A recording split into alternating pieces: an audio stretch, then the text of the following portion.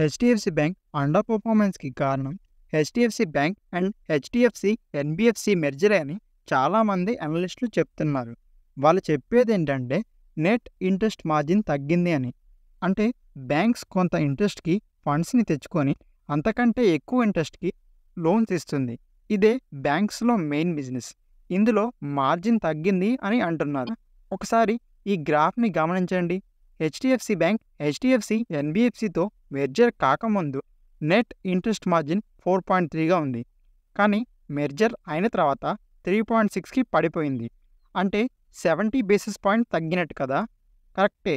కానీ ఇప్పుడు నా వ్యూ వినండి. బ్యాంక్స్లో మనలాంటి వాళ్ళు మనీని డిపాజిట్ చేస్తారు. బ్యాంక్స్ అవి లోన్గా ఇచ్చి మంచి డబ్బుల్ని సంపాదిస్తుంది. హెచ్డిఎఫ్సి బ్యాంక్ కూడా అలానే చేస్తుంది కదా. కానీ ఎన్బిఎఫ్సిస్ ఏమో వాళ్ళకి కావాల్సిన ప్రతి ఒక్క రూపాయి వాళ్ళు ఇంట్రెస్ట్కి తెచ్చుకోవాలి. ఎందుకంటే వాళ్ళ దగ్గరికి వచ్చి ఎవరు కూడా డిపాజిట్ చేయరు. హెచ్డిఎఫ్సి ఎన్బిఎఫ్సి కూడా ఇలానే తెచ్చుకోవాలి ఫండ్స్ని.